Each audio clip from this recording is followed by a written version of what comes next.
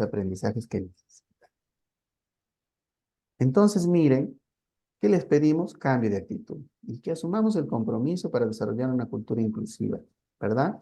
Al interior de cada una de nuestras instituciones educativas, comenzando por el rechazo a todo tipo de discriminación. ¿Por qué esta reflexión? Porque esa es la realidad en nuestras escuelas. Como especialista de educación básica especial he podido vivenciar eso, ¿no? Nuestros estudiantes con algún tipo de discapacidad son altamente discriminados, ¿verdad? Eh, Son aislados, tienen bastante rechazo de sus compañeros y ahí está el liderazgo de nuestros maestros, ¿no? Para evitar eso, para hacer entender que estos estudiantes solo tienen habilidades diferentes, pero que también tienen la capacidad de lograr aprendizaje. Y eso hay que transmitirlo a nuestros compañeros para que sean ellos también los que lo apoyen y lo ayuden.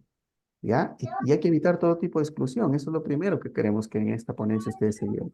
No puede ser el maestro el primero en excluir a su estudiante. Entonces, y vayamos con esa mentalidad. Tiene que formar parte de él. Él puede, él es capaz. Y si nosotros lo miramos así, entonces vamos a empezar a generarle oportunidades y vamos a ir empezando a desarrollar estrategias y buscar materiales adecuados para que, acorde a su nivel de aprendizaje, tenga esa posibilidad.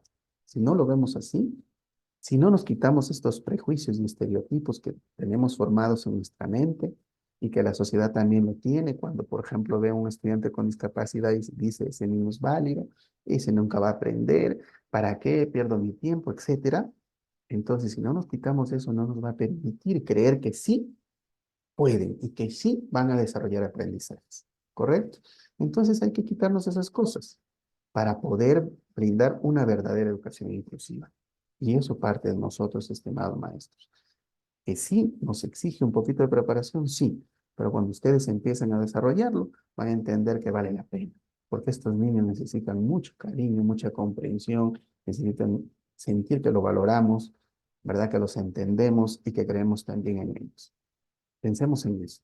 Y pensemos también que la vida nunca sabemos lo que va a pasar. Puede ser un familiar, puede ser alguien de nuestra propia familia, y que cuando pase por esta situación, quisiéramos que reciba un trato correcto, ¿verdad? Los maestros sí podemos, sí lo podemos hacer, pero primero tenemos que tener una mente positiva y pensar que nosotros tendremos que ir preparándonos un poquito para poder darle a este niño la posibilidad de que él se sienta también parte de, que sienta el cariño y el aprecio de su maestro.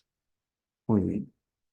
En nuestras aulas tendremos que ser flexibles, maestros, ahí pedirles bastante flexibilidad. No es sencillo trabajar con estudiantes con habilidades diferentes. Es un reto y eso nos tiene que llevar a la flexibilidad. Y tenemos que llegar a un trato igualitario, con iguales oportunidades para todos. Eso es lo correcto. Tenemos que brindarle iguales oportunidades para todos, ¿verdad? A todos nuestros estudiantes. Y ahí hablamos ya, miren, de adaptar nuestra metodología correctamente, ¿no? A las necesidades que tienen ellos. No todos están en un nivel de aprendizaje igual. No todos son homogéneos, ¿no? Eso sería un sueño, que quisiera tener un maestro, ¿no? Estudiantes, como decimos nosotros, parejos, pero eso no existe. No hay. Vamos a tener estudiantes de todo tipo, por eso decimos, atendemos a la diversidad. Y cuando tenemos un estudiante con habilidad diferente, mucho más, ¿no? Entonces, la metodología ahí se tiene que adaptar, ¿ya? Tendremos que hacer algunas adaptaciones curriculares. Entonces, miren, importantísimo entender cómo progresan nuestros estudiantes, ¿verdad?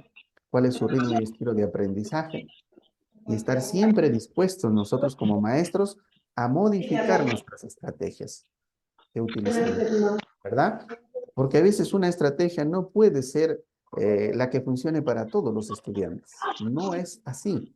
Para algunos sí, para otros no. O a veces como maestros trabajamos en función al que más sabe y vamos dejando a los que menos saben, ¿verdad? Y mucho más si es un estudiante con habilidad diferente, ya la mirada que vemos es mucho menor. Siempre tengamos esa mirada de que todos los estudiantes aprenden. ¿Dónde está el trabajo del maestro? En tener que pensar que seguramente para algunos estudiantes tendré que utilizar de repente algún tipo de material, para otros será otro, ¿verdad? O alguna estrategia para unos, para otros será alguna distinta, porque eso lo tendremos que ir analizando cuando ya hablemos lógicamente de la evaluación que hagamos, ¿ya? Entonces, miren, maestros, por ahí pedirles eso. Continuamos. Y también, ¿por qué le hemos tocado a los estudiantes? Porque hay que transmitirle a nuestros estudiantes esto que hoy les traemos, ¿no? Y para lograr una educación inclusiva, los estudiantes también juegan un papel fundamental, ¿cierto? Un papel importantísimo, porque cuando tienen un estudiante con algún tipo de discapacidad, ellos tienen que estar eh, preparados para ello. Y también tienen que estar concientizados, miren, ¿ya? Entonces, ellos, ¿qué tienen que hacer? También tienen que brindarle a sus compañeros, ¿verdad? Que tienen alguna habilidad diferente o algún tipo de discapacidad, las mismas oportunidades. Porque si ustedes se ponen a pensar en eso, si en eso no preparamos a nuestros estudiantes, vamos a tener estudiantes que no quieren trabajar con este niño que tiene algún tipo de discapacidad. Cuando formamos los grupos, los trabajos en equipo, ¿no? Los grupos, no quieren, lo aíslan, rechazan. Y ahí está el trabajo del maestro para formar a estos estudiantes y concientizarlos y entiendan también que es un estudiante igual que ellos, que tiene de repente alguna habilidad distinta, pero que también puede aprender y que necesita las mismas oportunidades. Entonces son ellos también los que deben darle eso, ¿no? Deben tratarlo con respeto. Cuando le das, Entonces, cuando vemos que algún estudiante no trata con respeto a algún niño con discapacidad, ahí está el maestro para liderar y para hacer entender a estos, bueno, a sus compañeros que tienen que respetarlo. Incluirlo en todas las actividades fundamental, ¿no? Y entonces el maestro es el primero que tiene que dar el ejemplo cuando incluya a estos estudiantes en las actividades que programa, porque él es el que organiza lo que va a trabajar, ¿no? Pedagógicamente. Y entonces también tiene que ir pensando en ese estudiante con discapacidad. ¿Cómo es que lo involucro, no? ¿Qué actividades voy a generar para él? Y entonces cuando vean sus estudiantes eso, también ellos van a hacer lo mismo, ¿no? Que sean solidarios también y empáticos con estos estudiantes que presentan algún tipo de discapacidad. Ellos tienen que entender eso, ¿verdad? Ponerse en el zapato de su compañero que presenta alguna habilidad diferente. ¿Para qué? Para lograr una verdadera educación inclusiva. No, no hay que discriminarlo. Los muchachos tienen que entender eso. Miren, y lo que estamos hablando ahorita tiene que partir del maestro, pero también tiene que interiorizar el estudiante. Y de esa manera vamos a hablar de una verdadera educación inclusiva. Miren el reto que tenemos, estimados maestros directivos, pero lo podemos hacer, sí, cuando empecemos nosotros a interiorizar y a mostrar con el ejemplo que estos niños, que estos estudiantes, sí pueden. Y ahí se sumarán sus compañeros para poder ayudarlos, ¿verdad? Y acá vamos a ver un poco, miren, quiénes se incluyen en las instituciones educativas. Esto es importante que conozcan también porque al final, en muchos casos se ha dado, ¿no? Que hay directivos que no quieran recibir a un estudiante con discapacidad, ¿verdad? O le ponen de repente algunas trabas para que pueda matricularse. Es un derecho que tiene el estudiante y que tenemos que garantizarlo como directores, ¿no? Entonces, miren, ve, ¿quiénes van en este caso a la básica regular? no está triste. Estudiantes con discapacidad leve y moderada, y eso está establecido en el Decreto Supremo número 11 del 2012 del Ministerio de Educación, que es importante también revisarlo, ¿verdad?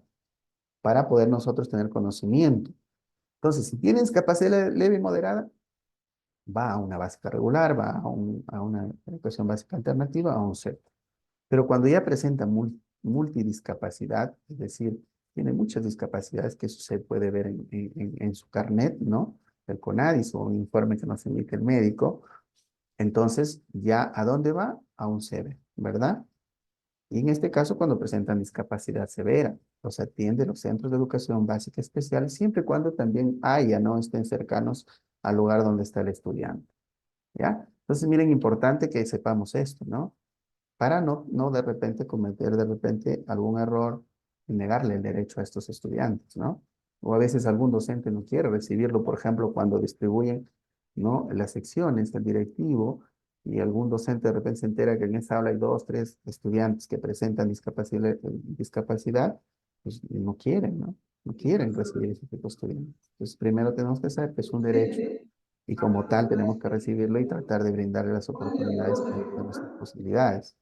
Y ahí un poco hablar, miren, cómo se agrupan las necesidades educativas especiales asociadas a una discapacidad. Entonces, cuando vemos ahí, miren, hay tipos de discapacidad, ¿no? Y hay subtipos de discapacidad. Discapacidad motora, seguramente muchos ya lo han visto, ¿no? Y hay estudiantes que tienen eso, ¿no? Dificultades, por ejemplo, para el movimiento, desplazamiento. La discapacidad visual, podemos tener estudiantes que tienen baja visión, una ceguera total, ¿verdad? Discapacidad auditiva, podemos tener estudiantes que no escuchan bien y ahí, por ejemplo, hablamos de una discapacidad hipoacusia, sordera total, ¿verdad? Sordoceguera también no tiene algún un subtipo de discapacidad. Miren, los trastornos del espectro autista, podemos tener algún estudiante con autismo, con síndrome, ¿verdad? De Down, de repente, o síndrome de Asperger, ¿no? Discapacidad intelectual, también, miren, ahí está los síndrome de Down, discapacidad intelectual leve y moderada. Entonces, esos son los tipos de discapacidad que como docentes y como directivos tenemos que conocer, ¿verdad? ¿Por qué es importante que los conozcamos? Porque en función a eso también nosotros ya vamos a ir hablando de, lógicamente, de, por ejemplo, el informe psicopedagógico, ¿no? Que tenemos que trabajar los docentes que nos toque algún tipo, que nos toque algún estudiante con algún tipo de estas discapacidades, ¿no? También son considerados, miren, estudiantes inclusivos los que presentan condición de talento y superdotación, ¿ya? Entonces, también están ahí considerados ellos. Entonces yo creo que ahí está claro, ¿no? Entonces ya nos abre un panorama, hablamos de discapacidad motora, visual, auditiva, sordoceguera, trastorno del espectro autista y discapacidad intelectual. Eso lo van ustedes a ver en su carnet CONADIS, ¿no? De sus estudiantes cuando ingresen o se matriculen, o de repente ya lo tienen, ¿no? Miren, esta es la ruta que debemos seguir, lo que son directores, ¿no? En este caso, con los informes de los estudiantes que tienen discapacidad en una institución de la básica regular. El padre de familia es el que va a llegar, ¿no? A matricular, lógicamente ese estudiante y va a entregar al directivo, o sea, puede ser el informe médico, puede ser el carnet de CONADIS o certificado de discapacidad, dependiendo del documento que posea, ¿no? El estudiante. Le va a entregar, lógicamente, ¿a quién? Al director, ¿verdad? El padre de familia entrega al director. ¿Qué hace el director? Si en el caso tengan ustedes un equipo SANE, porque creo que en todas las provincias hay equipo SANE, ¿verdad? Cierto que trabaja directamente con instituciones inclusivas o instituciones que tienen estudiantes con habilidades diferentes asociados a algún tipo de discapacidad. Entonces hay un equipo de profesionales, de docentes, psicólogos, ¿verdad? Que están preparados para orientar y brindar asistencia técnica a la plana docente de esa institución inclusiva. Y ahí hay que aprovechar enormemente este potencial, maestro. A veces hemos visto que muchos directivos y docentes son parte de una institución inclusiva, sin embargo, no le sacan provecho o no le sacan el jugo a los profesionales del SAN, ¿verdad? Y ahí son ellos los que son como acompañantes pedagógicos que les van a brindar orientaciones específicas para que ustedes puedan saber sobre, por ejemplo, un informe psicopedagógico, sobre un plan educativo personalizado que tenemos que conocer cuando tenemos este tipo de estudiantes. Y entonces, si tenemos esa oportunidad, hay que aprovecharlos.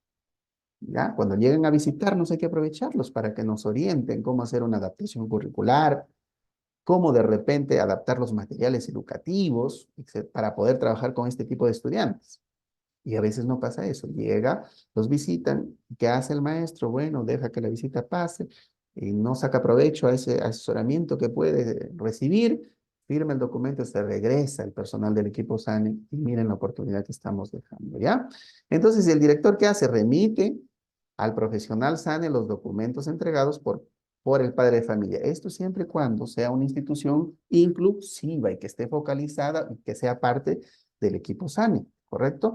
Porque muchas escuelas, pese a que tienen estudiantes con discapacidad, no están focalizadas. Porque el SANE tiene cierto número de focalizadas con los cuales trabaja, no trabaja con todas, ¿verdad? Entonces es importante eso. Y miren, el profesional SANE, ¿cuál es su labor? Orientar, brindar asistencia técnica al maestro, a la plana docente de esa institución inclusiva, en la elaboración del informe psicopedagógico y el plan educativo personalizado, que son documentos que manejamos, ¿verdad? En el caso que tengamos estudiantes con habilidades diferentes, ¿correcto? Entonces, esa es la labor del equipo SANI, ¿verdad? Entonces, tiene que brindarnos esa asistencia técnica, ¿ya? Y aparte también tiene que trabajar mucho la parte curricular, ¿verdad? Brindándonos orientaciones de cómo hacer adaptaciones curriculares y mejorar, en este caso, el material para estos estudiantes y de esa manera podamos brindarle igualdad de oportunidades. El director que hace recepciona el informe psicopedagógico que se ha trabajado, ¿no? En este caso con el personal SANE y el plan educativo personalizado y los comparte con los docentes. ¿Y cuál es la labor del maestro, no? Del maestro en este caso, que, por ejemplo, tiene el equipo SANE a la mano, ¿no? Es su trabajo del maestro realizar las adaptaciones según el tipo de discapacidad en sus experiencias de aprendizaje, las adaptaciones curriculares. Esa es la labor del maestro, ¿no? Pero si no tuviéramos nosotros el equipo SANE a la mano, tendremos que ir empapándonos e informándonos acerca del informe psicopedagógico, cómo es que se elabora, cómo es que se hace un plan educativo personalizado, ¿verdad? ¿Por qué es importante eso? Porque son los insumos para poder nosotros realizar las adaptaciones en nuestras experiencias de aprendizaje. Muy bien, ¿y qué documentos debe tener? Pues lógicamente un directivo, ¿no? Que ya está trabajando la inclusión educativa, ¿verdad? O que es una institución inclusiva, ¿no? Yo soy directivo, pero tengo por ahí un estudiante con algún tipo de habilidad diferente y entonces tengo que tener la relación de estudiantes, ¿verdad? A la mano, ¿no? ¿Cuántos estudiantes tengo, ¿no? Con habilidades diferentes. Tengo que tener los informes psicopedagógicos y los planes personalizados de todos los alumnos inclusivos. ¿Por qué tiene que tener el directivo? Porque es el primero que tiene que empaparse de la situación de cada uno de estos estudiantes con habilidades diferentes. Y cuando veamos a veces a las escuelas inclusivas, el directivo desconoce. Es más, ni siquiera tiene conocimiento que es un informe psicopedagógico. Tiene que ser el primero, porque el directivo es el que va a orientar también, el que va a guiar. Y por eso tiene que estar preparado, ¿verdad? Y tiene que conocer. Si tiene 4 estudiantes, tiene que tener a la mano esos informes de los 4 estudiantes y su plan educativo personalizado, ¿ya? Y también si es que es focalizado por el SANI, tiene que tener también su plan de trabajo con el equipo SANI, qué actividades se van a hacer, porque hacen visitas, ¿verdad? El equipo SANI a las instituciones y lógicamente el directivo tiene que estar al tanto. ¿Qué se va a hacer el equipo SANI? El personal, llega el psicólogo, llega los docentes que son especialistas en estos temas. ¿Qué hacen con el maestro? ¿Qué actividades desarrollaron? Porque si no, muchas veces el directivo no se involucra en eso y desconoce qué se está trabajando con los maestros. Y también tiene que tener material de soporte informativo. Es el primero que tiene que estar empapado sobre lo que es la educación inclusiva, ¿verdad? Porque seguramente puede acercarse al docente y decirle, mire, ¿qué hago, maestro? ¿Qué me puede orientar? ¿Qué información me puede compartir para poder yo trabajar con este estudiante, ¿no? Que tiene algún tipo de discapacidad. Y un docente inclusivo, ¿qué debe tener? A la mano debe tener el informe psicopedagógico, ¿correcto? Y el plan de orientación individual, que ahora le llamamos PEP, que es plan educativo personalizado de cada uno de sus estudiantes, ¿no? Si tengo 3, es mi obligación contar con el informe psicopedagógico. Si desconozco, tengo que acercarme al especialista, en este caso Eve de Miugel, para que me oriente. Si tengo personal CEBE, del CEBE, perdón, del SANE, tenemos personal del SANE que llega a mi institución, ahí está mi oportunidad para aprovecharlo y trabajar con ellos este informe psicopedagógico y este plan educativo personalizado, ¿no? Porque esos documentos a mí me van a solicitar cuando lleguen a mi institución educativa. ¿Qué más tenemos que hacer los docentes inclusivos? Adaptaciones en las experiencias de aprendizaje. Entonces, si trabajamos una sesión de aprendizaje, lógicamente tiene que haber una adaptación para ese estudiante con habilidad diferente, porque la evaluación que yo voy a hacer estudiante es particular y es personalizada, porque yo soy consciente que ese estudiante con habilidad diferente no va a aprender igual que los demás estudiantes. Por lo tanto, trabaja diferente y por lo tanto se evalúa diferente. Y también tengo que tener a la mano material informativo, ¿no? Tengo que empaparme sobre ese tema para poder brindar una educación con igualdad de oportunidades.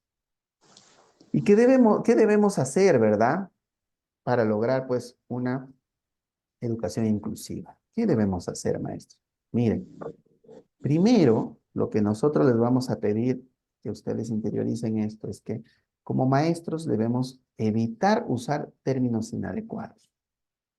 Porque nosotros podemos tener la visita de UGEL, por ejemplo, del especialista y de repente está observando nuestra sesión de aprendizaje y nosotros por ahí, cuando nos dirigimos a estos estudiantes que presentan algún tipo de discapacidad, podemos utilizar un término inadecuado y estamos cometiendo un grave error que puede ser sujeto de que nos llamen la atención, ¿no? Porque nosotros somos los primeros que empezaríamos a generar discriminación al estudiante. Entonces, evitar, por ejemplo, ¿no? Decirle, bueno, él es ciego, él es sordo, no va a aprender, ¿cierto? Minusválido, etcétera, ¿no? Eh, o a veces decimos, él es discapacitado, ¿no? Así, ¿no? O llámalo al sordito, ¿no? Entonces, esas cosas definitivamente las tenemos que erradicar. Y tenemos que utilizar el término de personas con habilidades diferentes, ¿no? O tengo un estudiante con habilidad diferente, ¿no? ¿Cierto? Que presenta algún tipo de discapacidad. Ese tiene que ser nuestro lenguaje para evitar nosotros usar términos adecuados. Quizás algunos lo hemos hecho, ¿no? Lo hemos hecho. En algún momento cuando no hemos desconocido nos hemos dirigido, pero ahorita en la actualidad teniendo conocimiento no podemos hacer eso, ¿no? Porque estamos dañando psicológicamente a ese estudiante. Y mucho más si nos escucha. Imagínense, los compañeros escuchan y si el maestro lo dijo, ellos lo van a comunicar y van a hacerle bullying al estudiante. Entonces hay que tener cuidado en eso.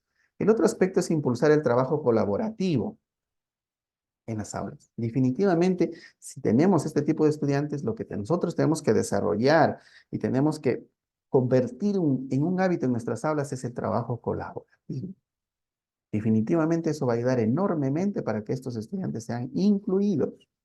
Otro aspecto importante es promover el respeto por la dignidad y autonomía de los estudiantes. Tendremos que trabajar en ello, ¿no? Si tenemos aulas que no está dando esto, tendremos que lograrlo, ¿no? Tenemos que lograr esto. Hay que brindar espacios accesibles, eso es fundamental, ¿no? Si yo soy docente y veo que no hay las condiciones, ¿no? Físicas en este caso, o de infraestructura, tengo que promover con mi director eso, ¿no? Porque yo tengo un estudiante que necesita tener, por lo menos en la institución, condiciones físicas. No hay una rampa, no hay un baño adecuado, etcétera. Y entonces ahí también está la gestión nuestra para brindar espacios accesibles. ¿Ya? Y el otro es el otro tema que tenemos que trabajar mucho, ya para lograr una educación inclusiva cuando tenemos estos estudiantes es brindar los ajustes razonables. Ya vamos a ver qué es un ajuste razonable, ¿no? Y ahí hablamos, pues, lógicamente ya de darle una mirada a nuestro currículo nacional para poder realizar de repente los cambios, modificaciones o adaptaciones necesarias que permitan, ¿verdad? Trabajar con estos estudiantes, ¿verdad? Y los apoyos necesarios es fundamental, pues, ¿no? Porque miren, apoyos necesarios hablamos desde la parte pedagógica, cuando hablamos, por ejemplo, de la metodología, cuando hablamos de las estrategias, y en el tema organizacional también, porque yo hago una planificación para trabajar en el aula y tengo que organizarme en función también a ese estudiante. ¿Qué le voy a llevar? ¿En qué momento va a participar? ¿Qué actividades puede trabajar? ¿Verdad? De repente por ahí, miren, yo hago alguna dinámica y tengo un estudiante que presenta una discapacidad leve y tranquilamente puede participar. ¿Por qué lo tengo que excluir? Tiene que ser parte de, ¿verdad?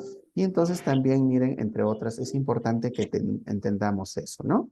No usar términos inadecuados, trabajo colaborativo, promover el respeto y dignidad y autonomía entre estudiantes, espacios accesibles, hay que mirar que haya condiciones, no hay que tratar de generarlas y lo más importante que hace el maestro, los ajustes y apoyos educativos, ¿verdad? Eso es fundamental. Bien, hasta ahí creo que sí estamos escuchando claro, si nos confirmas maestro Elmer. Perfecto, mi estimado Lucito. Muy Todo bien, se escucha y todo se visualiza. Estamos visualizando, ¿verdad? Exacto. Maestro, de repente alguna pregunta respecto a esta acá ¿Hasta ahí pueden hacer. alguna consulta, maestros?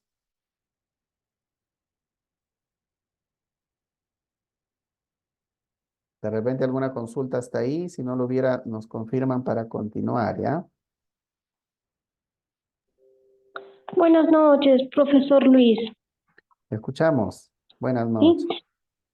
Bueno, está entendido el tema hasta acá en lo que es inicial, primaria y secundaria, pero ¿qué pasa en las universidades ¿Ya? con este tema acá de la inclusión? Yo tengo un sobrinito que está en octavo ciclo de comunicación en la Nacional y tiene un curso que lo está llevando por segunda vez. El problema es que el docente está reacio. Él es un niño que no tiene catarata congénita. Él puede ver a corta distancia, eh, no sé, como a unos 30 o 40 centímetros máximo, ¿no? Entonces, el docente no quiere hacer su clase la letra más grande o tomarle el examen oral, les da exámenes escritos, entonces, ¿a dónde nosotros podemos recurrir para que, porque ya lo va a jalar por segunda vez? Miren, Entonces, usted sabe que si la jalan por segunda ¿ya? vez, ya se inhabilitan. Miren, por eso es El, importante que nosotros nos empapemos del marco normativo. Les invito a revisar un poco este tema. Y en el caso superior, ustedes pueden acercarse a la dirección regional, ¿no? Ahí encontramos especialistas que están a cargo específicamente de lo que es superior y conversar con él para que también ellos de repente puedan visitarlos a los docentes y de repente los docentes a veces desconocen. Y es cierto, ¿no? Que es un poco más de trabajo, pero eso es verdad. Y muchos maestros ahí es en lo que de repente tenemos la dificultad, pero es nuestra responsabilidad y la ley nos obliga a que nosotros hagamos este trabajo. Si nos toca un estudiante de este tipo, nuestra responsabilidad es brindarle una educación de calidad y tenemos que hacer el trabajo. Y a veces sí, por evadir esa responsabilidad, lógicamente no lo hace. Entonces es importante que usted recurra a la dirección regional, hable con el especialista de superior a cargo, le comente esta situación para que le haga una visita y converse con los maestros, ¿no? Porque el maestro tiene que entender que es su trabajo. Igualito es en los otros niveles. Cuando van a visitarnos, si tenemos un estudiante con discapacidad, pues tenemos que tener esa documentación que demuestre que estamos trabajando para ese estudiante y que estamos tratando de brindarle esa educación que es igual para todos, ¿no? Entonces, por ahí sería la respuesta. Muy bien. Entonces, miren, vamos a seguir y un poco ahí vamos a ver los ajustes que hablábamos. ¿Cuáles son esos ajustes? Y ustedes ya han escuchado, pues, ¿no? Como maestros hablamos, pues decimos, ¿no? Tenemos que contextualizar, ¿verdad? Tenemos que adecuar y tenemos que adaptar. Esos son términos que ya lo manejamos nosotros como maestros, ¿correcto? Entonces, cuando somos una institución inclusiva, porque tenemos estudiantes con algún tipo de discapacidad, tenemos que hacer modificaciones y adaptaciones. En este caso, al currículo. Soy maestro de matemática. Lógicamente estoy trabajando, desarrollando alguna competencia. Y yo soy consciente que mi estudiante que tiene alguna discapacidad leve, pongamos, o moderada, no va a poder desarrollar lo que yo quiero, trabajar con ellos. Tengo que hacer una adaptación curricular, ¿verdad? Entonces, porque seguramente yo puedo decir, no lo va a hacer solo, necesita del acompañamiento, necesita de la guía de su maestro. Entonces, tendré que hacer esa adaptación. ¿Ya? Entonces, hablamos ahí de darle una oportunidad igual en sus condiciones. Porque si no, miren, si no hacemos eso, ¿qué vamos a hacer? Vamos a hacer una desproporcionalidad. ¿Ya? Y entonces no vamos a brindarle la misma oportunidad. Y eso hemos visto en las visitas. Está trabajando el maestro, por ejemplo, supongamos, adición de una cifra o dos cifras, pero tiene un estudiante con discapacidad que no lo puede hacer. Pero como el maestro trabaja en general para todos, entonces para los 10 estudiantes hizo lo mismo, las mismas estrategias, ¿verdad? ¿Cierto? El mismo material, etcétera. Y ese estudiante que tiene la discapacidad queda aislado, ¿verdad? Excluido, porque no puede formar parte de lo que el maestro planificó. Pero si el maestro ya piensa en ese estudiante, seguramente pensará en algunas actividades que le permitan a él, acorde a su nivel de aprendizaje, trabajar, ¿verdad? De repente es un estudiante que necesita material, ¿no? Que necesita de repente que el maestro esté constantemente con él. Entonces, es el maestro el que lo conoce. Miren, estas modificaciones y adaptaciones son para garantizar, dice, que las personas con discapacidad, ¿verdad?, tengan iguales condiciones que los demás, ¿verdad? Y eso como maestros tenemos que ser conscientes que aunque sea un poco más de trabajo, tendremos que hacer el esfuerzo, mis estimados colegas, para poder darle esa oportunidad al estudiante. Si no va a estar todos los días pintando o todos los días haciendo sus diagramaciones y no desarrolla otras habilidades que de repente lo puede hacer, por ejemplo, desde el momento que yo lo involucro, desde el momento que le doy la oportunidad que él se sienta tan igual con sus compañeros, que pueda participar, que pueda jugar, que pueda de repente opinar, etcétera, etcétera, y le ayudamos a que socialmente se desarrolle, por ejemplo. Entonces ya miren, estamos generando aprendizaje. No quizás sea en el mismo nivel que sus demás compañeros, pero pueden ir avanzando. ¿Ya? Y miren, apoyos educativos. ¿A qué le llamamos apoyos educativos? Fundamental esto, maestro. Entonces son los recursos que yo uso para desarrollar mi sesión de aprendizaje, por ejemplo. ¿Qué recursos? Entonces, he preparado anteriormente para mis estudiantes y qué recursos le puedo preparar a este estudiante que tiene una discapacidad leve, por ejemplo, o moderada. ¿Qué le puedo llevar? Pero es que yo tengo que pensar en eso y pensar en ese muchacho cada vez que planifique, porque si no, no le voy a dar esa oportunidad de aprender. Miren, y mirar mis estrategias.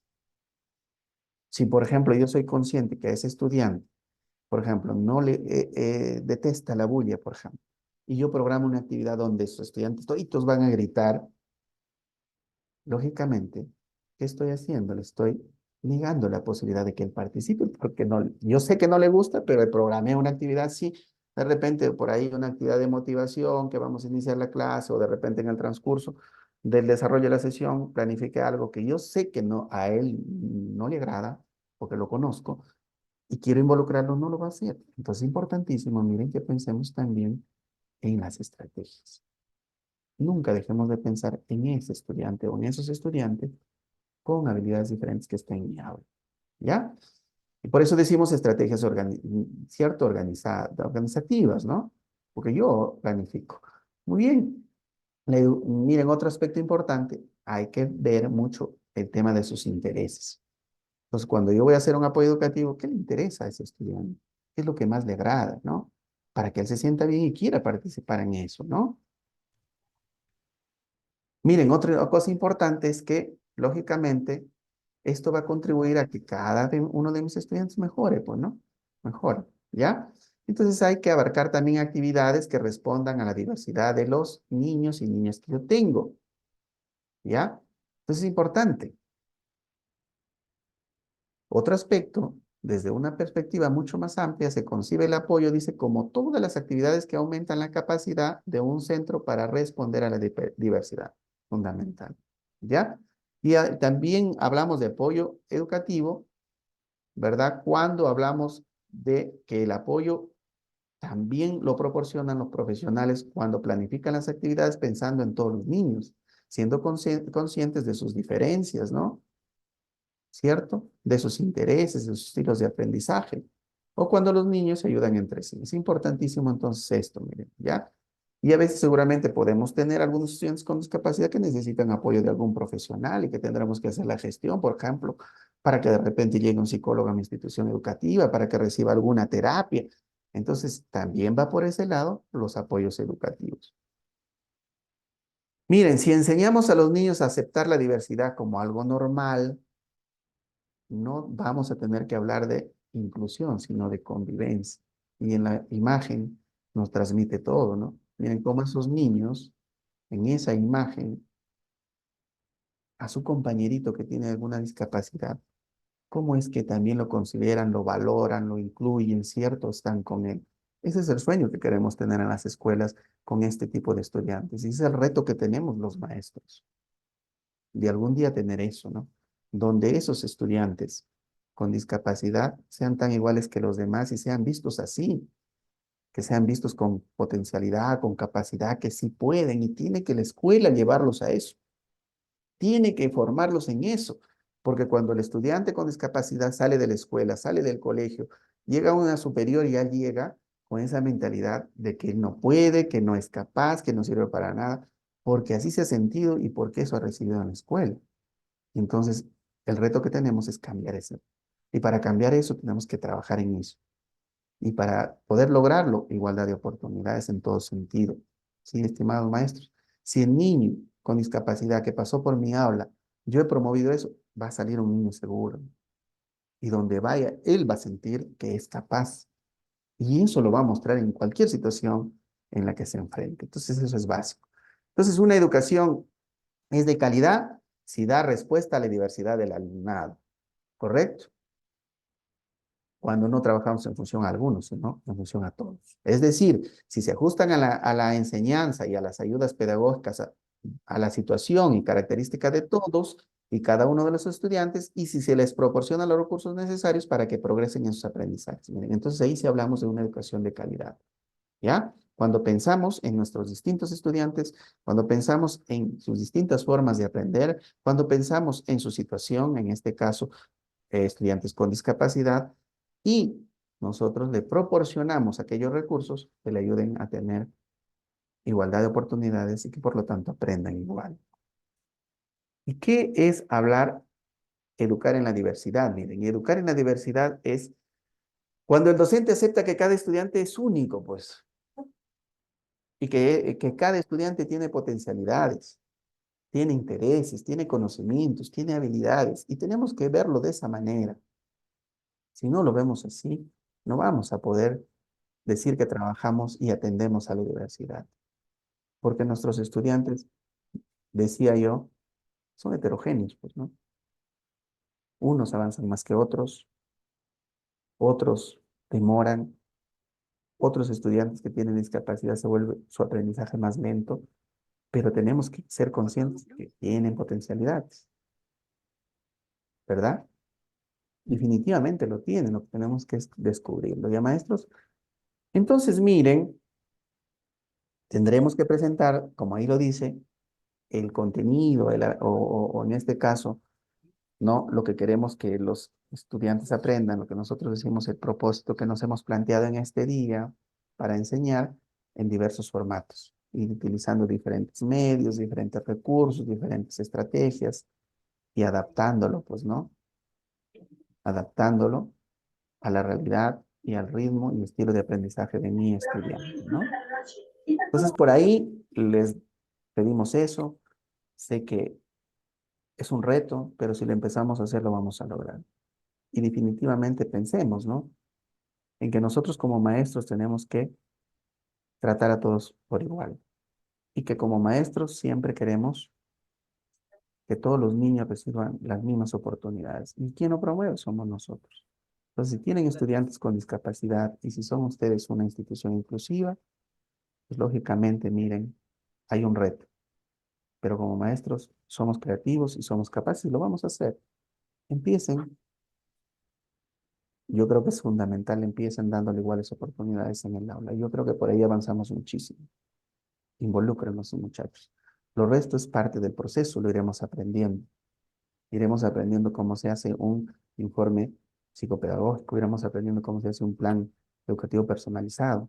Pero lo primero que tenemos que hacer es igualdad de oportunidades, respeto a ese estudiante, hacerle creer que él es capaz. Yo creo que por ahí estamos haciendo grandes cosas para hablar de una educación inclusiva. ¿Ya? Entonces, hablar de una educación inclusiva pues implica creación de condiciones idóneas para alcanzar la oportunidad de aprendizaje de todos. ¿Ya? Importantísimo eso. Creo que hasta acá, miren, estamos cerrando el tema de lo que es educación inclusiva. Entonces, yo no puedo decir que soy una educación inclusiva, soy una institución inclusiva y que atiende a la diversidad, cuando en realidad y en la práctica yo no hago eso. Entonces, seré una institución inclusiva cuando empiece a todos mis estudiantes a darle las mismas oportunidades. Miren, y acá vamos a pasar rapidito brevemente, porque en realidad cuando hablamos de educación básica especial hay muchos temas que trabajar, hay mucha temática que abordar y el tiempo es corto. Pero hasta ahí hemos visto un enfoque y más que todo, miren, el seminario está orientado a que reflexionemos, a que nosotros como maestros nos pongamos de manera empática en el lugar de ese estudiante que tiene habilidad diferente y que presenta algún tipo de discapacidad. En algún momento tendremos que emplear nuestras habilidades sociales y una de ellas es la empatía. Si como maestro pones esa habilidad en práctica y eres empático y te pones en el lugar de ese estudiante, vas a comprender muchas cosas y vas a empezar a cambiar tu forma de trabajo. Yo al menos como profesional enfoco mis talleres a eso. El maestro tiene que estar convencido que es capaz de afrontar retos, que es capaz de cambiar de actitud y que es capaz de hacer las cosas bien en cualquier situación. Si tenemos esos estudiantes, no podemos hacer bien maestros. Seguramente exigirá un poquito más de tiempo y de preparación nuestra, sí, pero tendremos la recompensa de tener un estudiante que mañana más tarde se va a desenvolver correctamente en la sociedad y nos va a recordar. Yo creo que es eso. Y no seamos de aquellos maestros que no incluyen, sino excluyen. Y que lo ven al estudiante con discapacidad como un estorbo, o que lo ven a ese estudiante como una carga, y que simplemente no le dan una mirada para darle una oportunidad. Muy bien, vamos a hablar de un poco del informe psicopedagógico. Es un documento fundamental que todo maestro que tiene estudiantes con habilidades diferentes tiene que manejar y tiene que conocer. ¿Ya? Y ahí partimos, miren, de algo práctico que ustedes conocen y saben. Como docentes, ¿qué hacemos? Evaluación de entrada, ¿correcto? Hacemos una evaluación de entrada. ¿Y para qué hacemos una evaluación de entrada nosotros como maestros? Que decimos evaluación diagnosticación, para ver cómo está el estudiante, cómo ha ido logrando sus aprendizajes en relación a las competencias, ¿cierto? Para eso lo hacemos. Para nosotros tener un punto de partida que nos sirva como referente para nuestra planificación. Eso es lo que hacemos, ¿cierto? Y esa es nuestra labor. Al inicio ya de estos días que van a empezar las clases, tenemos que llegar a hacer esa evaluación diagnóstica. Porque no podemos partir de la nada. Tenemos que partir con algunas ideas para decir, a ver, en matemática, ¿cómo están mis estudiantes que voy a recibir de cuarto grado este año? ¿Hasta dónde han logrado avanzar en relación, en este caso, a los estándares de aprendizaje? ¿Y qué les falta aprender para que yo planifique en función a eso, verdad?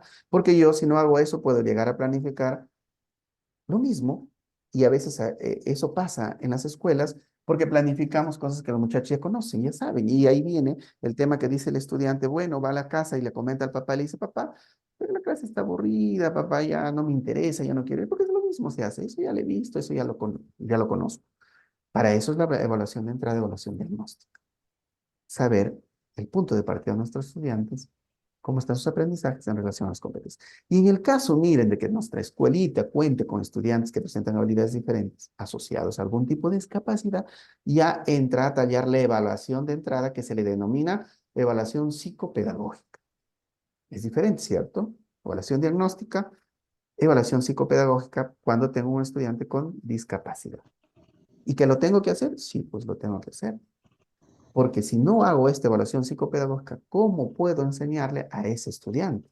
Ya es el primer reto que tengo como maestro cuando entro en un aula y tengo 2, 3 estudiantes con discapacidad. Tengo que empaparme de la evaluación psicopedagógica, ¿correcto? Fundamental para poder planificar y poder darle oportunidad a ese estudiante y pueda aprender también igual que sus compañeros.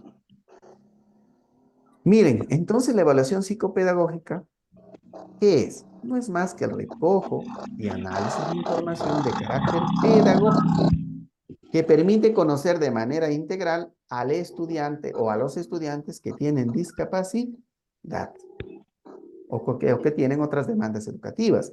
¿Y desde dónde lo vamos a conocer? Miren, cuando hacemos esta evaluación psicopedagógica de nuestros estudiantes con discapacidad, desde sus fortalezas, desde las barreras educativas que ellos afrontan, desde los apoyos educativos que requieren y de su nivel de desarrollo de competencias, ¿verdad?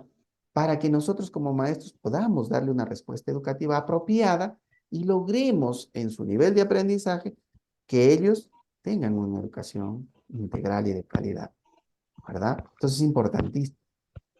Entonces, miren, ya tenemos una idea clara. La evaluación psicopedagógica se enmarca en las fortalezas, en las barreras, en los apoyos educativos, ¿verdad? Muy bien. ¿Qué más nos dice? Que la evaluación psicopedagógica permite conocer a los estudiantes y también conocer su contexto familiar, porque se trabaja mucho con las familias cuando tenemos este tipo de estudiantes, ¿no? Para comprender aspectos que puedan estar contribuyendo a generar brechas en su proceso de aprendizaje e introducir estrategias que nos permitan mejorar su calidad de vida. También es importante porque busca conocer el nivel de desarrollo de las competencias y el nivel de logro de los aprendizajes esperados para cada estudiante. Esta información será la base para elaborar los planes educativos personalizados, porque ahí hacemos la planificación en función a las competencias, ¿verdad? Y para poder planificar nuestras unidades de aprendizaje o los talleres que podamos trabajar, ¿verdad? Miren, la evaluación psicopedagógica también debe ser un instrumento, dice, ágil, debe ser un instrumento, como dice también, útil para la labor pedagógica que hace el maestro, ¿no? Y esta evaluación psicopedagógica que hacemos no debe centrarse solo en las limitaciones, solo en las dificultades que tiene, ¿verdad? O diagnósticos clínicos que tiene un estudiante con discapacidad, sino también tiene que centrarse en los recursos, en los medios, en las estrategias, en los instrumentos, ¿no? Para encontrar con estas herramientas las barreras existentes que no favorecen o que no ayudan al aprendizaje de mi estudiante con discapacidad y de esa manera podamos establecer con anticipación qué apoyos educativos le podemos dar y que son más pertinentes para que él pueda aprender, ¿verdad? Y así poder darle, en la medida de nuestras posibilidades, una educación de calidad. Miren, aspectos que se debe considerar, maestros, cuando ustedes van a hacer una evaluación psicopedagógica. ¿Qué tengo que mirar cuando yo voy a hacer una evaluación psicopedagógica de mi estudiante que presenta discapacidad? Tengo que mirar sus fortalezas. Importantísimo, ¿cierto? Si yo no miro sus fortalezas, es complicado que yo pueda hacer una adecuada evaluación diagnóstica. ¿Correcto? Y entonces, cuando hablamos de las fortalezas, tenemos que entender también, ¿verdad? Que ahí hablaríamos, pues lógicamente, de aspectos como cuáles son sus motivaciones, sus intereses de ese estudiante, ¿no? Cómo está el acceso a la información que él tiene y cómo comprende esa información, eso es fundamental. ¿Qué fortalezas tiene en cuanto a su expresión, no? Seguramente tiene algunas, ¿cierto? Y eso es importante, entonces, verlo, esos aspectos. Ya, miren, y las barreras también. ¿Qué barreras tienen? Y cuando hablamos nosotros de las barreras, seguramente vamos a hablar de muchas, ¿no? Por ejemplo, ahí hablaremos pues de las barreras sociales, por ejemplo, ¿no? Porque ellos son sujetos de mucha discriminación. Entonces, tenemos que mirar eso, ¿no? Darle una mirada fundamental a eso. Y otro aspecto importante es ver los apoyos educativos, ¿no? ¿Qué tipo de apoyo le podemos brindar a nuestros estudiantes en función a sus fortalezas, en función a las barreras? Muy bien, continuamos. Vamos a seguir acá viendo, por ejemplo, miren este aspecto importante. Vamos a hablar de las fortalezas. Y las fortalezas, miren, se encaminan en 4 aspectos. Cuando yo voy a trabajar una evaluación Porque sabe diagnóstica, que hay ciertos temas que por los favor, sus sábados micrófonos, yo por colegas, problemas también de mi mamacita viajo, señora para Eli. poder entendernos. Y los sábados, después de lunes a viernes, estoy acá en Cajamarca. Sí. A ver, maestros, por favor. O ahorita le visito. Bien, esperamos que la maestra o por ahí pedirle a nuestro Ya, colega señora. Elmer si lo puede silenciar a la maestra para poder escucharnos, ¿ya? Entonces, miren, maestro Elmer, Ya. bien, seguimos, a ver. Miren, les Ya, decíamos que señora. cuando hacemos una evaluación psicopedagógica, ¿verdad? Es importante ver las fortalezas. Y cuando vemos ahí las fortalezas, a ver, reiterarle a la maestra, si por favor, apaga su micrófono para poder escucharnos. Bien. Entonces les decía, cuando hablamos de las fortalezas, hablamos de 5 aspectos importantes.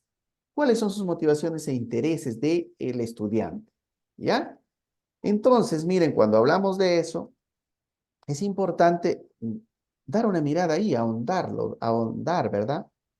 Porque, por ejemplo, tenemos que ver los aspectos como, por ejemplo, cuáles son sus rutinas, ¿no? qué actividades le gusta hacer, ¿cierto? ¿Qué materiales le gusta de repente? ¿Con qué materiales les gusta trabajar? ¿Verdad? Entonces eso me va a brindar una información, miren, importante a mí para poder ir recogiéndola y tener una evaluación correcta, ¿no? Y ahí, por ejemplo, podré utilizar algunas preguntas, ¿no? Cuando yo me acerco a recoger esa información, por ejemplo, yo puedo preguntarle, ¿no? Y decirle, ¿cuáles son tus intereses? ¿Tienes algún pasatiempo, hijo? ¿Qué es lo que te gusta hacer, no? ¿Cuáles son tus habilidades que tú sientes que haces, que las desarrollas bien, por ejemplo? Conversar, ¿no? Con él es importante, ¿ya? ¿Qué actividades no te gustan hacer, hijo? Que te molestan, te incomodan. Entonces, miren, cosas así tendré que ir preguntándole al estudiante para recoger información. Voy a hacer una evaluación de mi estudiante que tiene discapacidad, ¿verdad? Entonces es importantísimo, entre otras seguramente que ustedes podrán ir desarrollando, ¿no? Por ejemplo, puedo decirle qué material, con qué material te gusta trabajar, hijo, ¿no? Entonces el estudiante me podrá ir diciendo, respondiendo y yo recogiendo esa información. Otro aspecto es, miren, mirarlo, pues, sus fortalezas desde su acceso a la información y cómo comprenden esta información, mis estudiantes que tienen habilidades diferentes. Y ahí, por ejemplo, es importante que nosotros podamos discernir y descubrir, por ejemplo, cómo aprenden mis estudiantes con discapacidad. ¿Lo hacen con imágenes? ¿Lo hacen con fotos? ¿Lo hacen con pictogramas? ¿Verdad? Con material concreto, auditivo. Y entonces tendremos que recoger esa información. Eso es importante, ¿no? Y me va a ayudar muchísimo para mi planificación, definitivamente, ¿no? Entonces es importante que nosotros tengamos en cuenta. ¿Y qué les puedo preguntar, por ejemplo, para saber sobre este tema de acceso a la información y cómo aprenden? Por ejemplo, yo podría de repente por ahí preguntarle a mi estudiante, eh, por ejemplo, ¿te ayudan las imágenes, hijo, cuando trabajamos en el aula? ¿O te dificultan cuando yo te presento imágenes? Entonces el estudiante me podrá ir respondiendo, ¿no? ¿Te gusta, por ejemplo, la música? ¿No? Por ejemplo, aprendes mejor la información que yo te proporciono, es mejor cuando es auditiva, ¿verdad? Cuando yo de repente le escribo en la pizarra, cuando yo te traigo imágenes que puedes tocar. Entonces iremos conversando. Miren, lo importante es hacer una evaluación diagnóstica en un diálogo también con el estudiante, ¿no? Con su familia también. Entonces eso va a ayudarnos a recoger información que nos permita, pues, por ejemplo, ya tener un conocimiento de nuestro estudiante, ¿no? Entonces es importantísimo. ¿Cómo aprendes? ¿Te gusta moverte, hijo? ¿Te gusta estar estático? Entonces eso va a ayudar muchísimo, ¿cierto? Miren, desde el tema de su expresión también es fundamental ver este aspecto, ¿no? Porque nos va a ayudar muchísimo para saber cómo se comunica el estudiante, ¿no? ¿No? Su capacidad comunicativa que tiene, ¿no? Entonces es importante eso, ¿no? Y hoy podríamos preguntarle, por ejemplo, ¿no? En un diálogo con estudiante, ¿no? Me quería preguntarle, por ejemplo, ¿no? Si le es fácil hablar, si le gusta hablar o no, ¿verdad? Por ejemplo, a través de qué se comunica con sus familiares, ¿no? O qué medio de comunicación utiliza, ¿cierto? ¿Qué dificultades tiene cuando, por ejemplo, él va a comunicarse con los demás? Si prefiere hablar o no, ¿verdad? O si utiliza de repente algún lenguaje de señas para que lo entiendan mejor. Entonces, cosas así iremos preguntándole, ¿no? Muy bien, de las interacciones con su entorno también es importante. Miren, las actividades de la vida diaria que realiza es muy importante, pues, ¿no? ¿A qué hora se levanta? ¿Cierto? ¿Qué actividad realiza antes de irse a la escuela? Es importante que nos comunique, ¿no? ¿Cierto? Porque eso nos va a permitir a nosotros conocer su rutina, su forma al cual él está habituado, ¿no? Para no sacarlo estrepitosamente de él, sino adecuarnos un poco a lo que él ya tiene, ¿no? En casa, en la familia, ¿no? Por ejemplo, cómo se alimenta, es importante saber, ¿no? ¿Qué responsabilidades asume en su casa, por ejemplo? Si yo conozco sobre eso y lógicamente cuando hago mis normas de convivencia también voy a poder saber que va a poder formar parte de ellas, ¿no? Y le puedo asignar responsabilidades afines a las que él ya sabe hacer, por ejemplo, ¿no? Sería importante, ¿no? Entonces, cosas así, maestros, es importante que vayamos conversando para hacer una evaluación psicopedagógica a nuestros estudiantes, ¿no? En relación a las interacciones con su entorno también es fundamental, ¿no? Que nosotros recojamos información. Miren, qué de bueno hace él, ¿no? Porque estamos hablando de las fortalezas. Y seguramente habrá muchas preguntas que podamos hacer, pero por ahí de repente eh, puedo preguntarle, por ejemplo, ¿con quiénes de tu familia te llevas mejor? ¿No? O, o te comprendes más. ¿Cierto? Es importante, ¿no? Si tiene amigos, qué tipo de amigos tiene, cómo él hace amigos, etcétera, ¿no? Esas cosas ya que ustedes irán implementando, porque cada maestro tiene la capacidad de ir desarrollando esas preguntas que le sirven, ¿no? Nosotros les estamos dando solamente algunas ideas. Miren, cuando hablamos de barreras, es importante recoger información sobre las barreras. ¿Por qué? Porque lógicamente hablamos de barreras físicas. Porque, no, porque la mayoría, casi en un 95% de escuelas o más, no tienen condiciones para estos estudiantes. Y tampoco nos preocupamos en darle esas condiciones. Y entonces, esa es una limitante enorme, porque como maestro vas a querer desarrollar algo y encuentras que no hay condiciones en la escuela para este estudiante. ¿Cómo? Entonces, empecemos por ahí, darle una mirada, ¿no? A esto de las condiciones físicas y por qué no ir pensando en, lógicamente, ir avanzando en ello, ¿no? Las actitudinales y sociales son muchos más, pues, ¿no? Es una barrera, miren, que es una limitante enorme para el aprendizaje de nuestros estudiantes. ¿Por qué? Porque son sujetos de bullying, son discriminados, son excluidos, ¿no? Hay estereotipos, hay, miren, prejuicios contra estos estudiantes que día a día lo viven, y entonces nosotros tenemos que recoger esa información.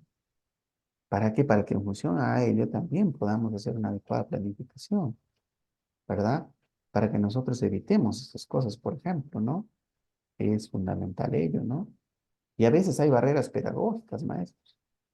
Y cuando hablamos de aquellas barreras pedagógicas o metodológicas, hay para el estudiante esas barreras. ¿Por qué? Porque a veces como maestros, nuestra metodología no ayuda a este tipo de estudiantes. Por lo tanto, ya se convierte en una barrera para que logre sus aprendizajes. Y pedagógicas cuando hacemos planificación, porque cuando planificamos no pensamos en él y entonces nuestras actividades no están orientadas a él y miren, ya es una barrera para su aprendizaje. Entonces es importantísimo que vayamos también viendo ese tipo de cosas, ¿no? Recojamos información, ¿ya?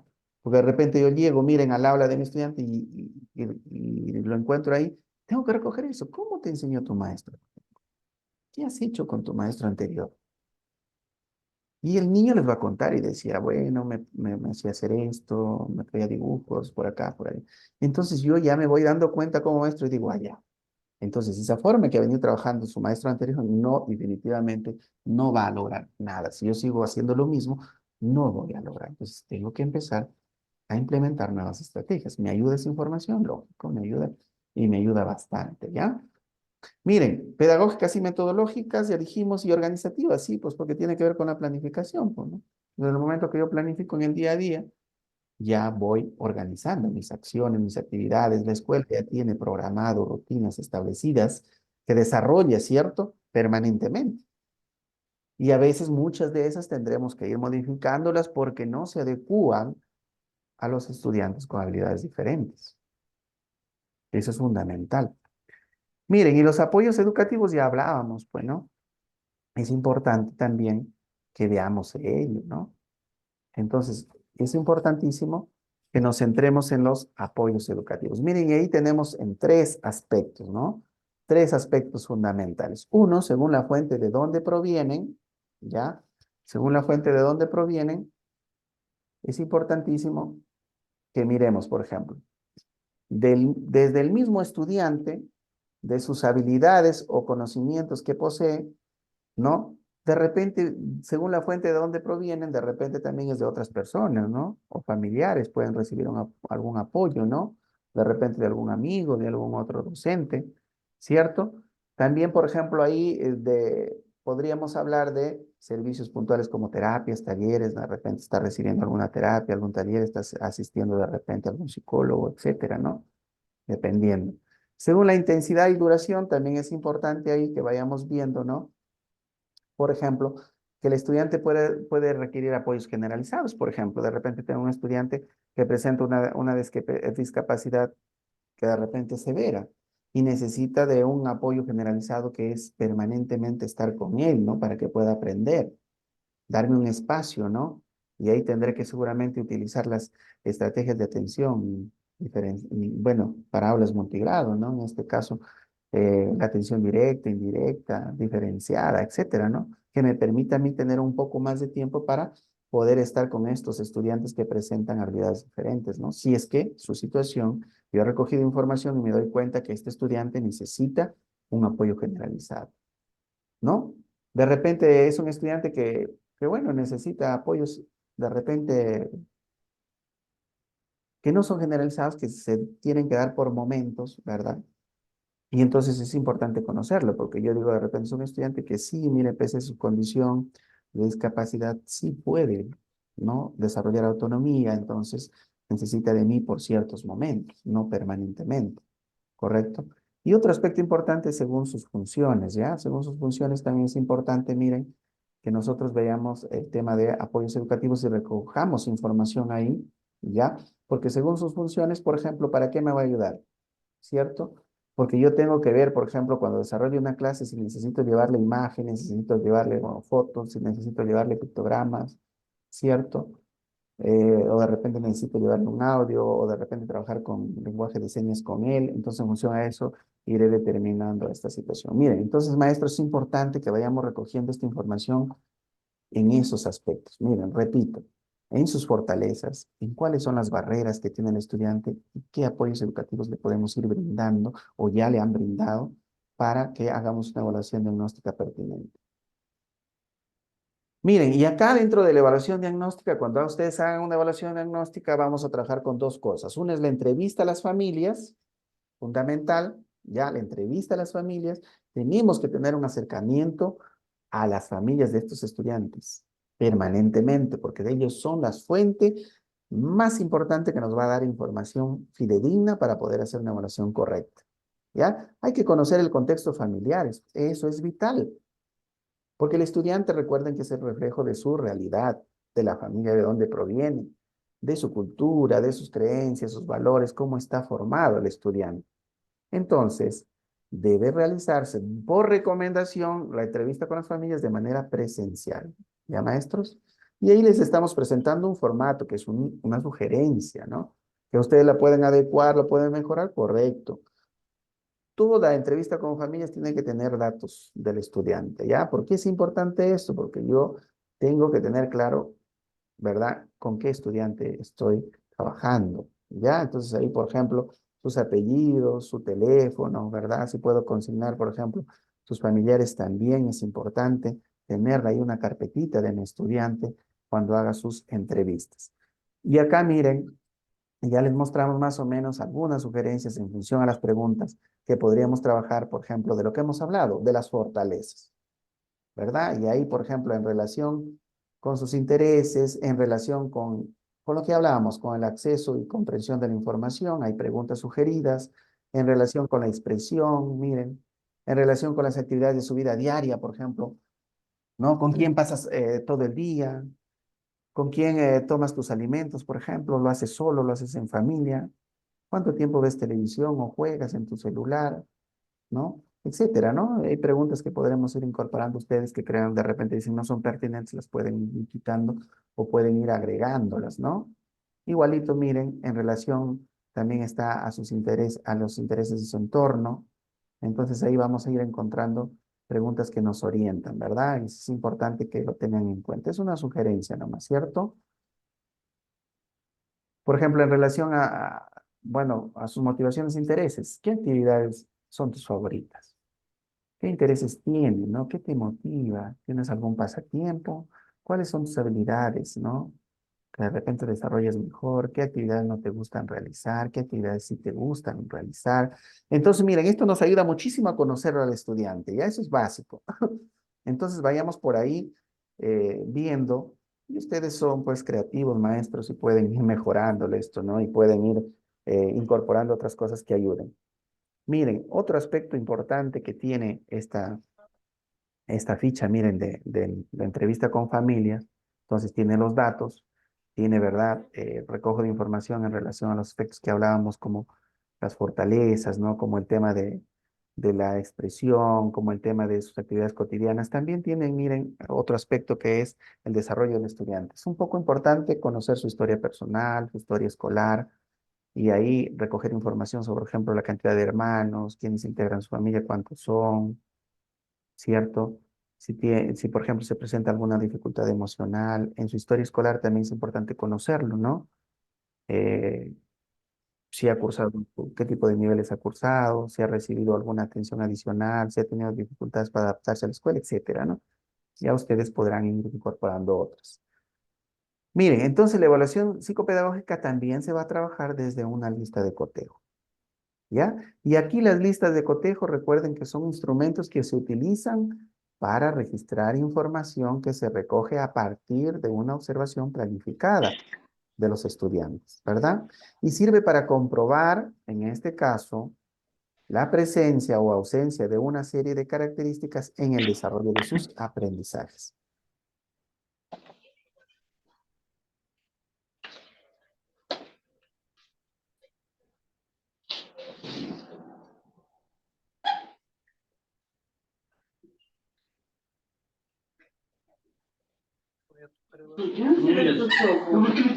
¿Tú me estás mirando? Ay, sí, pues no me digas.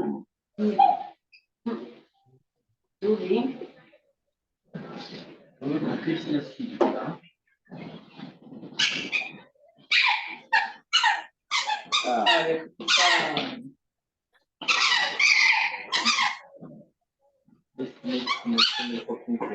Maestro, se le Micro, apagó el maestro. audio.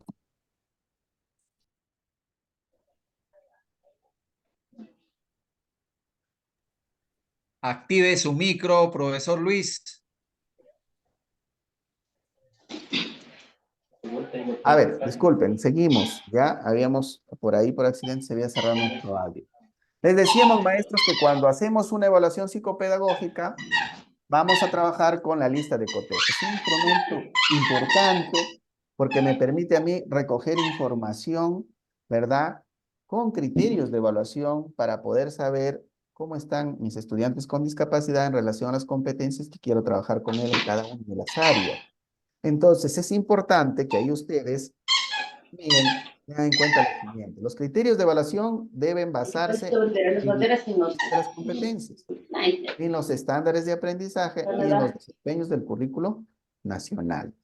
Los criterios de evaluación deben evidenciar acciones sencillas, directas y observables. No se olviden de eso. Los criterios de evaluación deben ser objetivos, estar basados en observaciones directas y no en subjetividades, ¿no? U opiniones. También nos dice que los criterios de evaluación deben facilitar que tengan información de manera rápida y clara a ustedes, ¿no? De sus estudiantes con habilidades diferentes. Las listas de cotejo deben ser de fácil manejo, es decir, deben permitir marcar lo observado, ¿no? Con algún número, algún símbolo, algún criterio que ustedes le den, con la posibilidad de agregar observaciones si ustedes creen conveniente. ¿Ya? Entonces, ya esta lista de cotejo las vamos a trabajar en la evaluación diagnóstica para conocer cómo están nuestros estudiantes con discapacidad en relación a las competencias, ¿verdad? Que queremos trabajar durante el año escolar. A ver, por ahí pedirle a los maestros que cerremos los micrófonos y estamos terminando. Bien. Y ahí tenemos un ejemplo de una lista de cotejo que también es una sugerencia, estimados colegas. Miren, ¿no? Y ustedes podrán desarrollarla de la mejor manera. Ven, trae tu mejorarla. pelota para sacarlo a esa cosita. A ver, Revísalo tú, el coge tus maestro, cosas tú. maestro Salomón, creo. Muy bien. Cierra su micrófono, por favor. Hay mucha bulla también. O de repente ahí, nuestro amigo Elmer, si puede silenciar al maestro. Anda por otro lado, así esa bulla. Corre por otro lado. Corea del Sur. Bien, entonces miren, ahí vamos a ver un ejemplo de lista de cotejo. Ustedes manejan mucho la lista de cotejo, ¿verdad? Entonces, ahí ustedes van a poder establecer sus criterios de evaluación, por ejemplo, qué área van a trabajar. Ahí en el ejemplo estamos poniendo psicomotricidad, por ejemplo, de qué nivel, qué competencia, por ejemplo, se desenvuelve de manera autónoma a través de su motricidad, y ahí se ha establecido algunos criterios, ¿no? Y ustedes le darán un valor, pues, ¿no? Por ejemplo, ahí hemos puesto uno, 0 y 2. 2 es cuando es autónomo, lo hace de manera independiente. 1 cuando requiere apoyo y 0 cuando, pues lógicamente no lo realiza, ¿no? Por ejemplo, ahí un ejemplo es, ¿no? Realiza saltos desde pequeñas alturas, porque estamos hablando de lo que es psicomotricidad. La tele. Se agacha o gatea al pasar por debajo de las sillas, por ejemplo. Pela frutas de cáscara gruesa como mandarinas o plátanos. Entonces, si ustedes ponen uno, por ejemplo, en el caso de este estudiante del ejemplo, ¿no? Ana, por ejemplo, Ana, en el ejemplo que estamos poniendo, por ejemplo, Ana no lo puede hacer. Necesita del apoyo de alguien, ¿verdad? Puede ser un familiar, puede ser el maestro, etcétera. Entonces, miren, ahí ya me da información clara. ¿Para qué? Para que yo cuando planifique pueda trabajar en función a ello, ¿no? ¿Ya? Entonces acá miren, hemos colocado que las evaluaciones que se dan a partir de las listas de cotejo sirven para establecer el nivel actual del desarrollo de las competencias en el cual se encuentra mi estudiante con habilidad diferente. ¿Ya? Y dice que se registran en el informe psicopedagógico. Miren. Y el nivel a desarrollar para cada una de las competencias en cada uno de nuestros estudiantes. Y eso, ¿dónde vamos a registrar eso ya? El nivel que queremos llegar, ¿no? O que queremos, a través del trabajo, queremos que nuestro estudiante llegue a desarrollar. Una cosa es lo real y otra es lo que yo quiero llevarlo, ¿no? Hacia dónde quiero llevarlo. ¿Y eso dónde lo contemplo? En mi plan educativo personalizado. Bien, y acá ya, miren, después de haber hablado un poco de lo que es la evaluación psicopedagógica, que hemos tocado y hemos visto, ¿no? ¿Verdad? Tenemos que hacerlo, recoger información de sus fortalezas, de sus barreras, ¿verdad? Y de los apoyos educativos. Y después de haber visto que tenemos que hacerlo con una entrevista a los padres de familia y la lista de cotejo, ya pasamos al informe psicopedagógico. ¿Ya? Entonces, el informe psicopedagógico, miren, registra información valiosa que se recogió durante la evaluación psicopedagógica. Entonces, miren, en el informe psicopedagógico se registra la información que hemos recogido de la evaluación psicopedagógica. ¿Sobre qué? Sobre las fortalezas, las potencialidades de nuestros estudiantes, las barreras que ellos están afrontando y los apoyos educativos que requieren para lograr el desarrollo de competencias y aprendizajes de calidad. Eso contiene nuestro informe psicopedagógico. Para ello, ¿qué decimos? Que las listas de cotejo pueden ser de utilidad para evaluar las competencias y las entrevistas a las familias servirán para evaluar el contexto familiar y conocer mejor al estudiante. Ahí está ya detallado por qué vamos a utilizar estos dos instrumentos. Entonces, listas de cotejo para evaluar las competencias del estudiante que tiene discapacidad. Y las entrevistas a las familias van a servir para conocer su contexto familiar y conocer mejor al estudiante y saber cómo es que podemos darle algún apoyo educativo. Y ese es el formato, miren, del informe psicopedagógico. ¿Ya? Para ir cerrando ya. El informe, miren, el formato del informe psicopedagógico, ¿qué tiene? Datos generales, como todo documento tiene que tener, ¿no? Contemplar la información de nuestro estudiante, ¿verdad? La segunda parte ya de este informe psicopedagógico es las fortalezas del estudiante. Y ahí hemos puesto un ejemplo, ¿no? Entonces, cuando hablamos de las fortalezas, se espera que en esta parte, ¿no? Del documento, en este caso del informe psicopedagógico, se propicie la reflexión y la identificación de fortalezas de nuestros estudiantes con discapacidad. Y también podamos registrar cuáles son sus fortalezas en relación a sus intereses, ¿no? Con las formas como accede y comprende la información, es decir, cómo comprende mejor la información, qué medios tenemos que utilizar, ¿verdad? Para que pueda expresarse y comunicarse mejor. Y cómo interactúa en su entorno, ¿no? Con sus padres de familia, con sus compañeros, ¿verdad? ¿Cierto? Y entonces, miren, ahí vamos a utilizar la entrevista que hemos hecho y la observación que hacemos al estudiante, ¿no? Para poder determinar sus fortalezas. En el ejemplo que se le estamos poniendo, cuando ustedes hagan su informe psicopedagógico, contemplarán algo sencillo como esto, ¿no? Porque ustedes han recogido información en las entrevistas a las familias, ¿verdad? Y sacarán pues una síntesis que les sirva a ustedes para conocer a ese estudiante y poder planificar en función a ello. Por ejemplo, ahí hablamos de una estudiante que es Catalina y que hemos, en relación a lo que le interesa, ¿no? A sus motivaciones, ¿en qué hemos concluido? Que, por ejemplo, tiene interés en manipular y explorar materiales que producen sonidos.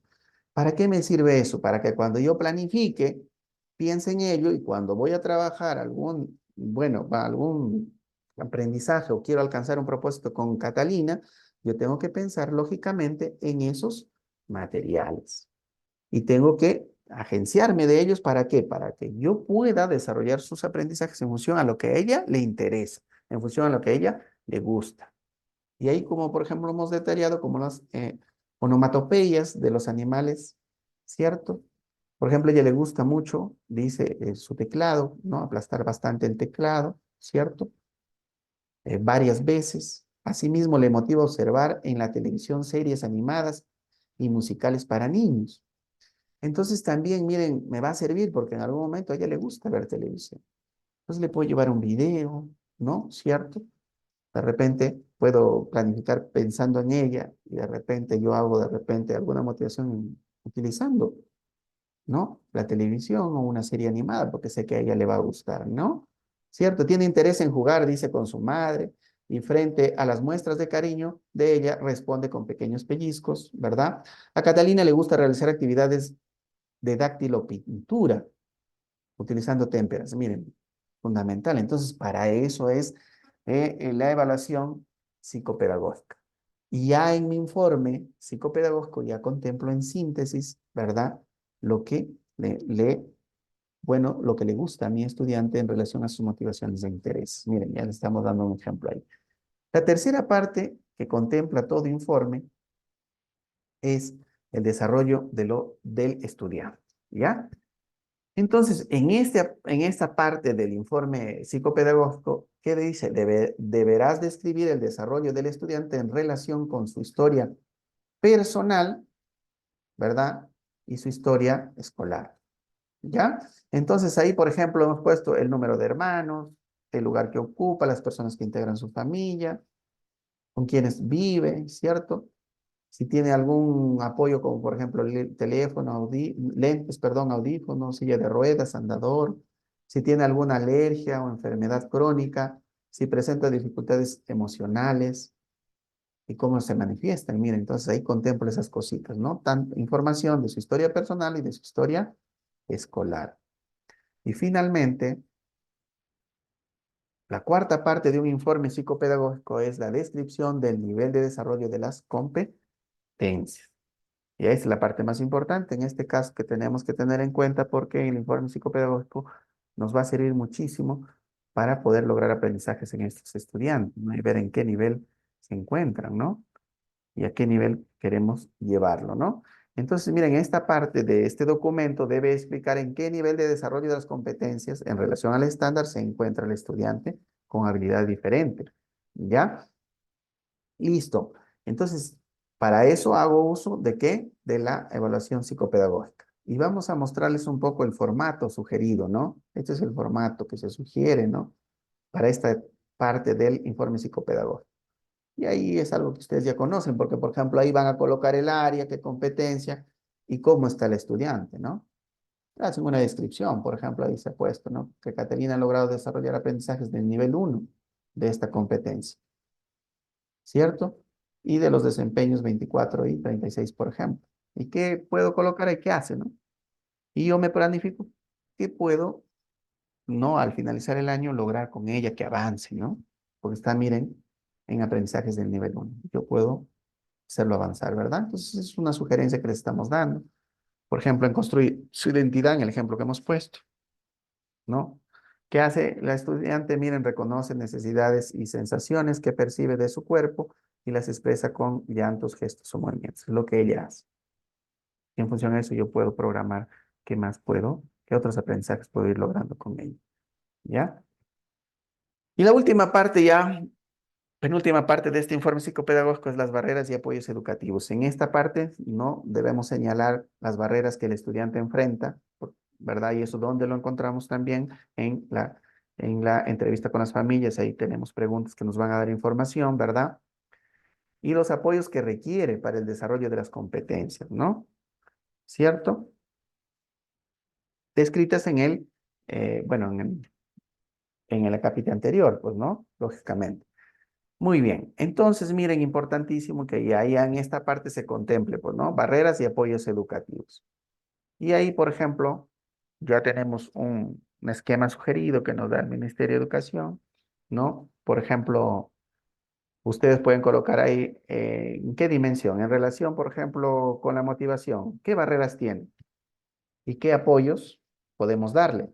Por ejemplo, no tiene oportunidad de experimentar con una adecuada variedad y cantidad de actividades significativas, ya que en casa siempre juega con unos pocos juguetes o ve televisión o ve la televisión mucho tiempo. ¿Qué apoyo le podemos dar ahí? Diseñar y proporcionar actividades de diversos grados de demanda cognitiva y nivel de dificultad, ¿verdad? Entonces, más o menos son ejemplos que a ustedes les puede ayudar y que ustedes irán planificando para sus estudiantes con discapacidad, ¿ya? Muy bien, y la última parte del informe ya, miren, es las conclusiones. En esta parte del informe se deben registrar las conclusiones, ¿no? Y resaltar las ideas más importantes y los aprendizajes más urgentes, los cuales deberán desarrollar y lograr con prioridad a partir de la información recogida. En el ejemplo que hemos colocado, por ejemplo, Carlos es un estudiante con motivaciones específicas, como la visualización de dibujos animados y musicales y el juego con bloques lógicos.